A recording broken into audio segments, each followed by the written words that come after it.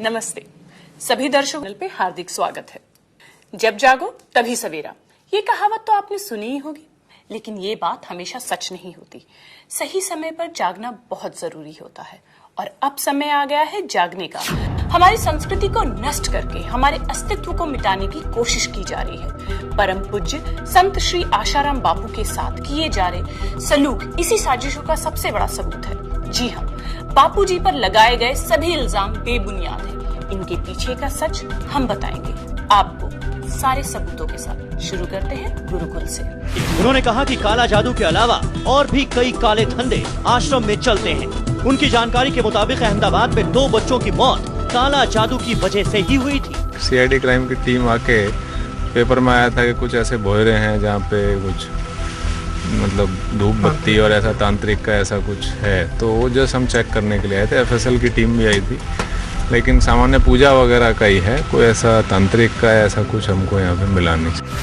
लेकिन सच तो कुछ और ही था। ये आरोप लगाने वाला अमृत वैद्य कितना दूध का धुला है, आप खुद ही देख लीजिए।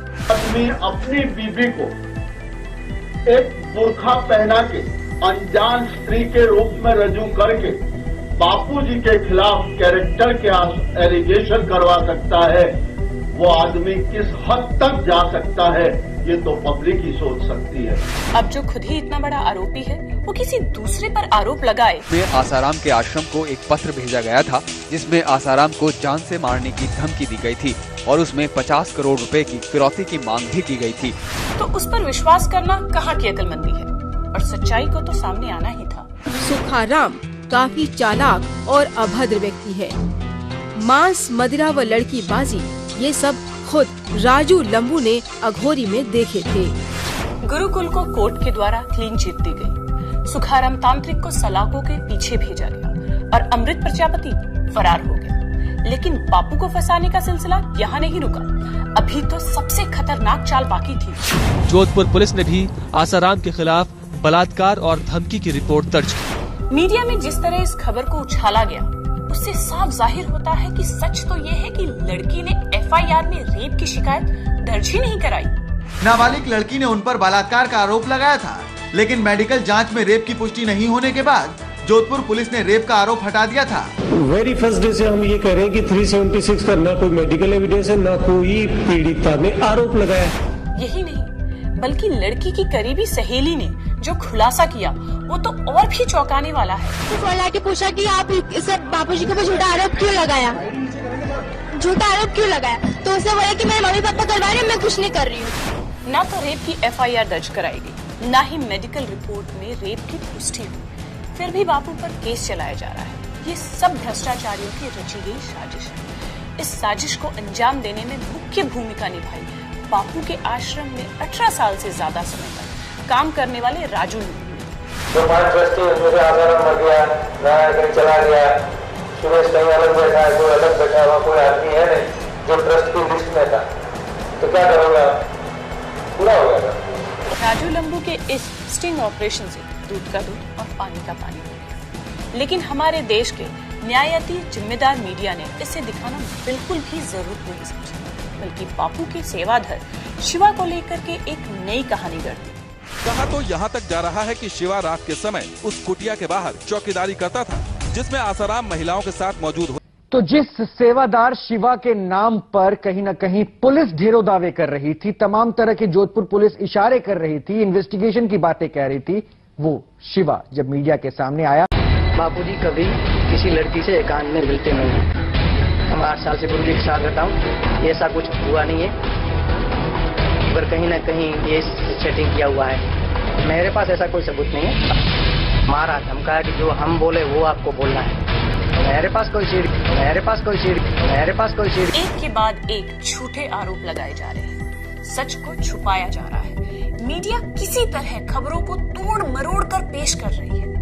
ये तो उस खबरों से साफ जाहिर है जिसमें मीडिया ने ये कह दिया कि बापू को यौन शोषण संबंधी बीमारी पीडोफिलिया है। अभी एक आरोप लगाया कि बूढ़ों की एक जो बीमारी होती है, जो कोई सब once in a blue moon कभी किसी बुजुर्ग के अंदर ये पाई जाती है, जो लड़कियों की तरफ खींचता है, वो बीमारी से ये ग्रसित हो सकता है। अब संभावना हो सकने और सच में बीमारी होने में कितना बड़ा अंतर है। लेकिन मीडिया द्वारा क्या बताया जा रहा है वो सबके सामने है। इतना ही नहीं, इसके बाद बापू के स्थित आश्रम में मुर्दे गड़े होने की खबर को हवा दी गई।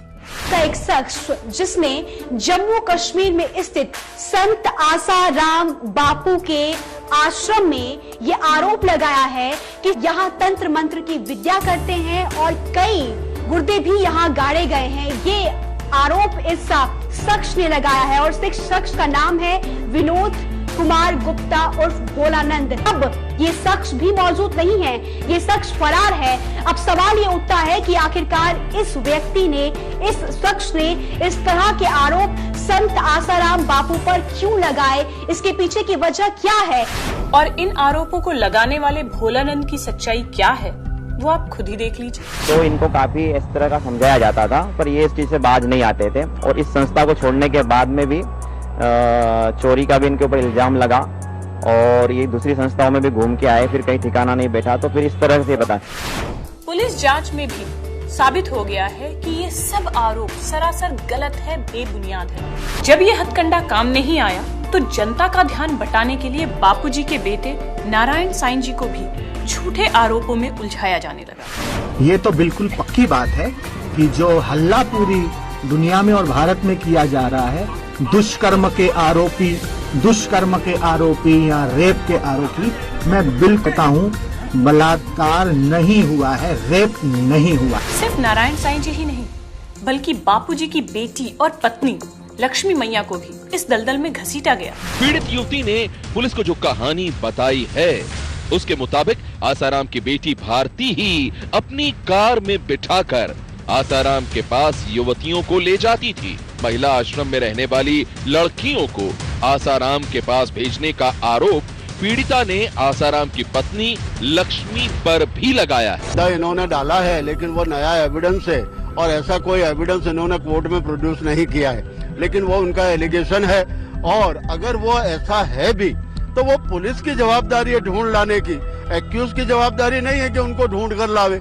सब झूठे ही आरोप है उसके, मेरे को उसके आचरण पे और संयम पे। संयम है उसके संग से बहुत ही लड़कियां संयमी हो जाती है और मेरे को पूरा विश्वास है वो ऐसा कुछ नहीं है उसमें। अब भला कोई पत्नी या बहन या बेटी क्या ऐसा कर सकती है? इन सब से भारती श्री को गहरी ठेस पहुंची और मेरी मैया जी को खामखा इन्वॉल्व किया गया है इस केस में। कोई भी एक साधारण इंसान सोच के देखे कि ऐसा क्या कभी कोई पत्नी और बेटी कर सकती है अपने पिता के लिए या अपने पति के लिए?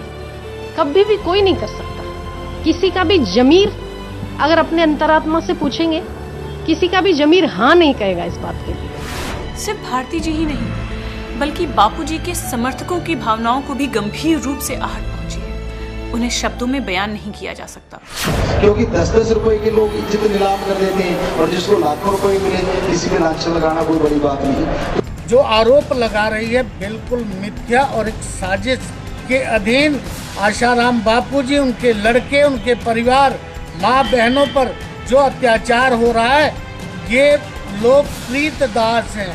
ये आरोप लगाया गया हमारे आसाराम बापू के ऊपर, कोई आरोप सिद्ध नहीं हो पा रहा, न होगा। साधु संतों के बारे में अनेक आरोप लगाने की परंपरा देश में तेज हुई है। आपने किसी मौलवी पर, क्रिश्चियन पादरी पर आरोप लगाते हुए देखा है? और आसाराम बापू का जीवन जहाँ तक देखा है बहुत सात्विक संत का जीवन है। Consulted with some of the doctors who usually give these medical reports.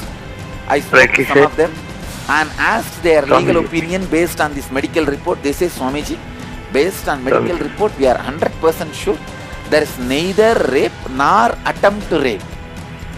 Sexual assault. Not even sexual assault. Because कोई लेडीज या कोई लड़कियां नहीं आती। मैं बापूजी के बहुत नजदीकी सेवादार हूँ, मैंने आज तक ऐसा घिनौना हरकत कभी नहीं देखी है।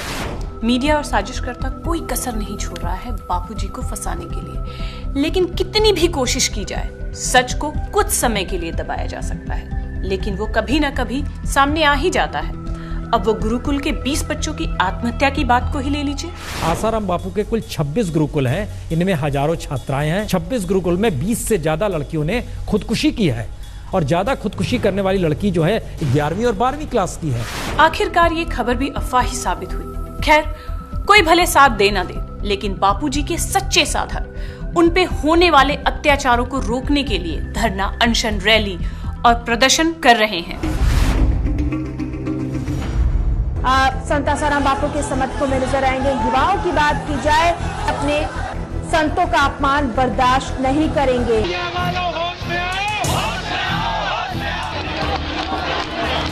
जब तक हमारे बापूजी को रिहा नहीं करेंगे तब तक हम ऐसे ही अपनी जान छिड़कते रहेंगे, ऐसी रैलियां निकालते रहेंगे, ऐसी जेल भरते रहेंगे और इनसे बराबर भिड़ते रहेंगे। जब सब कुछ इतना साफ, तो फिर क्यों बापूजी को धूमिल किया जा रहा है? आखिर क्यों एक संत को एक खलनायक के रूप में दर्शाया जा रहा है? इन सब बातों का जवाब हमें अपने आप से ही मांगना होगा।